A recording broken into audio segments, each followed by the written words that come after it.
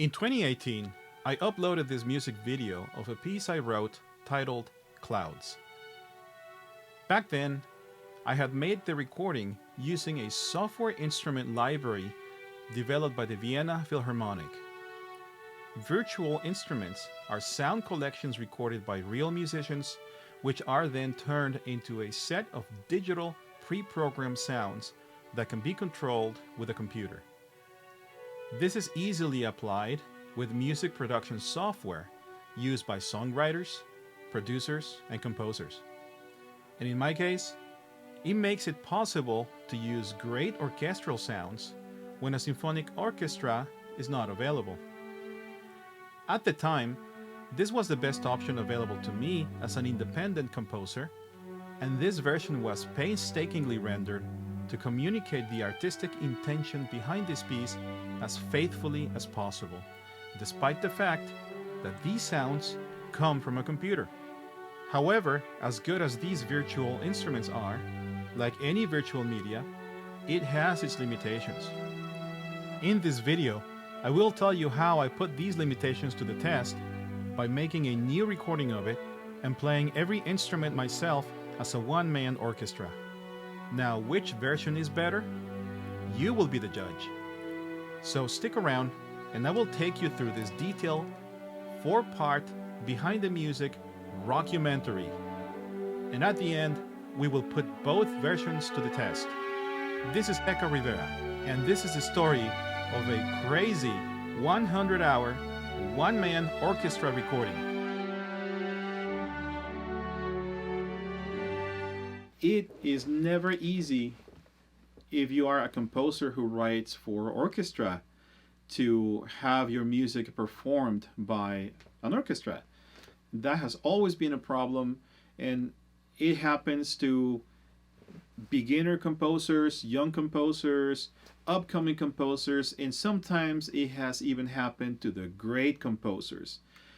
I've heard of cases where if you write a piece today, you may not hear it until 20 years from now, 30 years from now. Maybe you die and finally somebody plays it. So why is this so difficult? Well, one of them is price. Orchestra time is super expensive. And I'm talking, if you want an orchestra to rehearse your music, they might charge you around $10,000 for a rehearsal. And you want to make sure that your music is well rehearsed before you record it, right? So you might want to book at least 1 or 2 rehearsals, and then the recording time. Nobody knows how long the recording time will be, because recordings always go longer than you expect. So unless you are magnificently wealthy, then how are you able to afford to pay a professional orchestra to perform your music? That is in ideal circumstances, right? Now, sure, there's other ensembles that would volunteer to play it, such as college ensembles, sometimes volunteer musician ensembles. But you're lucky if you get 1 rehearsal and then the recording. It's very difficult to really have the ideal conditions to record your music as an orchestral composer. It is not like a band, for example. If you're in a band, it's a lot easier because, well, maybe you have rehearsed with the same musicians and played gigs with them for years. So you have been adapted to each other and to develop a chemistry together as musicians. So there is this great cohesiveness, and if you are a working band, you're always rehearsing simply by gigging. So all you have to do is basically book some studio time and go and record, and that's it. That's how you share your music to the world.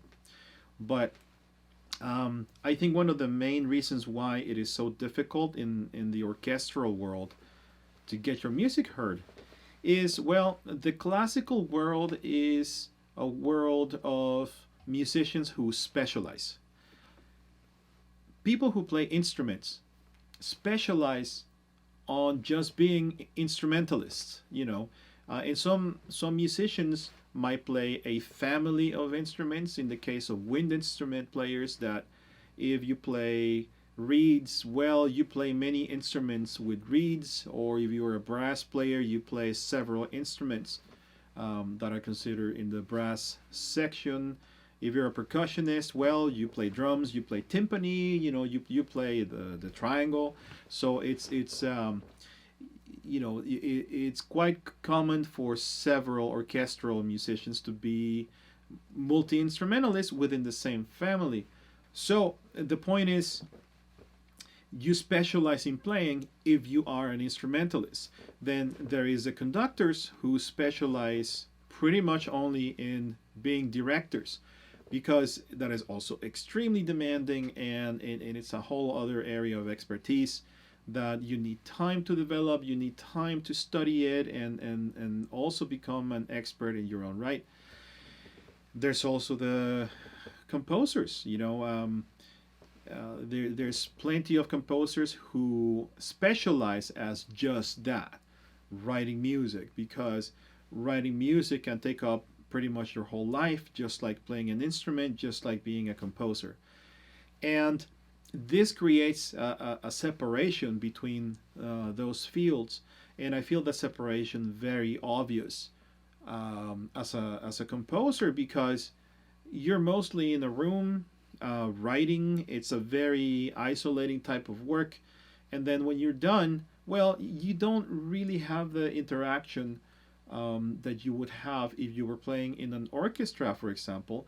The act of making music in an orchestra is actually quite social, because you are surrounded by sometimes 80, 100 musicians, depending on the size of the orchestra. You talk to your peers, and you make new acquaintances, and that leads you to maybe start new ensembles, or put together new bands and new projects out of that, and that way you're always in the loop for performing. But as a composer, it's a lot more difficult, because you're basically unknown, and you still have to find a way to get your music performed, right? I mean, why did you write it unless you wanted to put it out there in the world, available for everyone, right? So that is very, very difficult. So, with that being a problem, that's why I thought this would be a great opportunity to do an experiment, and see if there is even a mild, acceptable solution to that. Now, adding to the difficulty of finding an ensemble that will play your music if you're a composer, right now, let's consider the worldwide shutdowns and the crisis that began just recently, and the social distancing.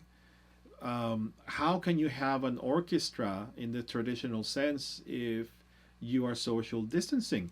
And also, if it's already difficult to find ensembles that will play your music, with social distancing, it is going to be near impossible. So, how to go about this? We all, I'm sure, had more time to maybe think about things and reconsider certain things, and try new ones, and come up with out of the box solutions to certain problems.